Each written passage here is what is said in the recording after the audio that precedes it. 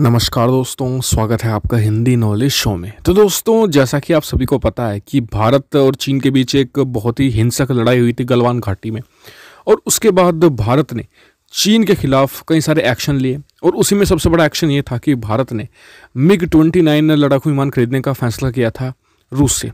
भारत पहले से भी इन्हें इस्तेमाल करता है, लेकिन हमने एडिशनल खरीदने का फैसला किया था और इसको लेकर भारत की खूब आलोचना हुई थी और इसका मैं कारण भी आपको बताऊंगा कि क्यों आलोचना हुई थी।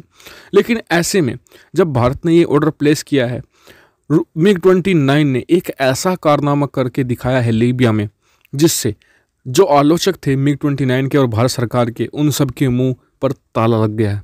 सब कुछ मैं आपको डिटेल से बनाऊंगा, तो मेरे साथ इस वीडियो में आप अंत तक बने रहिएगा। साथ ही इस जो कल मैंने आपसे क्वेश्चन ही पूछा था, उसका आंसर देने वाले लोगों का नाम भी मैं इस वीडियो के अंत में शेयर करूंगा। साथ ही आज का सवाल भी वीडियो के अंत में ही आपसे पूछूंगा, तो उसके लिए भी मेरे साथ आप बने रहिएगा। चलिए उस वीडियो को हम शुरू कर लेते हैं।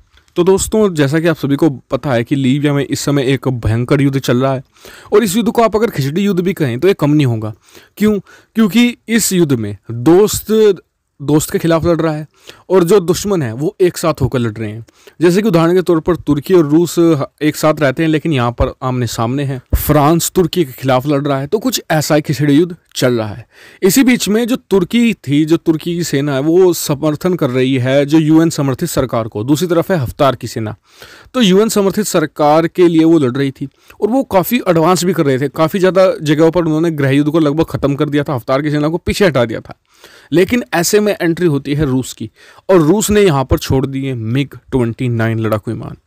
और MiG-29 लड़ाकू विमानों ने तुर्की की सेना की जो हालत की है ना, वो देखने वाली है। कैसे? दरअसल हथियारों के मामले में तुर्की कुछ भारत जैसा ही है। जैसे कि भारत के पास रूसी हथियार भी हैं, भारत के पास अमेरिकी हथियार भी हैं और भारत के पास कुछ हद तक यूरोपियन हथियार भी हैं।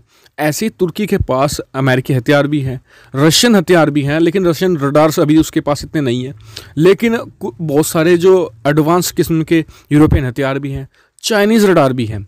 लेकिन MiG-29 ने इन सबको धता बता दिया। सारे के सारे जो रडार्स थे तुर्की के, सबको एक तरीके से डोज कर दिया, सबको पीछे छोड़कर भारी बमबारी करनी शुरू कर दी और 1 महीने के अंदर ही बहुत सारा जो बैटल ग्राउंड है वो अपने कब्जे में ले लिया। आप स्क्रीन पर देख सकते हैं, ये यूरेशिया टाइम्स ने रिपोर्ट छापी है कि किस तरीके से जो MiG-29 है उसने ग्राउंड गेन करना शुरू कर दिया। और आपको बताऊं कि जो विद्रोही लीडर है हफ्तार, अब उन्होंने रीगेन करना शुरू कर दिया, क्योंकि रूस भारी हवाई हमले कर रहा है तुर्की सेना पर। तुर्की के सैनिक भी मारे जा रहे हैं, तुर्की के बेसिस को भी भारी नुकसान देखना पड़ रहा है।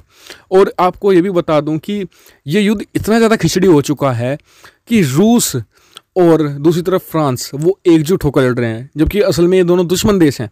तो इस खिचड़ी युद्ध में रूस भारी बढ़त दिला रहा है हफ्तार की सेना को और इसमें भारत के लिए बहुत बड़ी एक तरीके से जीत छुपी हुई है। दरअसल जब से भारत ने MiG-29 के ऑर्डर को खरीदने के लिए, मतलब कि जो ऑर्डर था उसे प्लेस किया था रशिया के सामने, भारत में भी बहुत सारे डिफेंस एक्सपर्ट और विदेशों में भी भारत की कड़ी आलोचना कर रहे थे। कह रहे थे कि भारत का फैसला गलत है, MiG-29 की खरीद को लेकर नहीं, पुराने MiG-29 की खरीद को लेकर। लेकिन असल में ये पुराने MiG-29 भारत नहीं खरीद रहा है, ये रशिया ने अपनी सेना के लिए बनाए थे, लेकिन वो इन्हें अपनी सेना में इंडक्ट नहीं कर पाया। और आपको बता दूं कि जो पुराने MiG-29 भारत यूज़ कर रहा है, उससे अपग्रेडेड MiG-29 भारत को मिलने वाले हैं। और MiG-29 ने जो कारनामा करके दिखा, आपको बता दूं कि जो इस समय लीबिया में MiG-29 तैनात हैं वो पुराने मॉडल के हैं, यानी कि जो नए वाले हैं वो उससे एडवांस किस्म के हैं। यानी कि MiG-29 ने अपने आप को प्रूव करके दिखाया है और एक युद्ध के मैदान में अपने आप को एक साबित करके दिखाया कि किस तरीके का फाइटर जेट ये है और भारत के लिए कितने ज़्यादा उपयोगी ये होने वाला है। और आपको बता दूं कि भारत जब इन्हें खरीद रहा है तो ये भी फैसला कर रहा है कि राफेल के साथ इन्हें भी, MiG-29 को भी एक तरीके से लद्दाख के आसपास जो एयर बेसेस है वहाँ पर तैनात किए जाने की बातचीत हो रही है। और बहुत ही ज़बरदस्त मेरे हिसाब से फैसला है, क्योंकि MiG-29 वाकई में एक बहुत ही डिस्ट्रक्टिव फाइटर जेट है। इसे इस्तेमाल करता है रशिया जब उसे एक मास डिस्ट्रक्शन करना हो, जब किसी शहर पर बड़े, जैसे कि सीरिया में भी यूज़ किया गया, वहाँ पर बड़े बड़े शहरों पर हमला करना हो, आतंकियों को सफाया करना हो तो उनके खिलाफ, और विद्रोहियों का सफाया करना हो लीबिया में, तो मास स्केल पर जब उसे बॉम्बिंग करनी होती है तो MiG-29 एक बेहतर फाइटर जेट है और डबल इंजन के साथ इसकी पावर बहुत ज़्यादा है। तो फिलहाल तो इस वीडियो में इतना ही। आपको अब बता देता हूं कि कल मैंने सवाल पूछा था कि भारत का किसी एक ट्रांसपोर्ट एयरक्राफ्ट का नाम बताइए जो नॉन अमेरिकन हो। तो बहुत से लोगों ने आंसर दिए, आप स्क्रीन पर देख सकते हैं सभी के नाम। मैं इतने ही लोगों के नाम दिखा सकता हूँ स्क्रीन पर, तो इन सभी के नाम देख लीजिए। और अब पूछ लेता हूँ मैं आपसे कल का सवाल। तो कल का सवाल डिप्लोमेसी से जुड़ा हुआ है, यानी फॉरेन पॉलिसी से, कि हमारे जो वर्तमान में विदेश मंत्री है एस जयशंकर जी, उनके पिता एक बहुत ही बड़े, आप कह सकते हैं कि रक्षा विशेषज्ञ भी थे। इसके अलावा एक बहुत ही प्रतिष्ठित जो विदेश मामलों के एक्सपर्ट भी थे। तो आपको उनका पूरा नाम आपको कमेंट सेक्शन में लिखना है, और जो सबसे पहले सही जवाब देंगे, जो 4-5 लोग हैं, उनके नाम मैं कल की सुबह वाली वीडियो में शो करूंगा। तो फिलहाल आपके लिए इतना ही। वीडियो देखने के बाद फिर से आपका धन्यवाद। चैनल को सब्सक्राइब और शेयर करते रहिए। Thank you very much for watching video.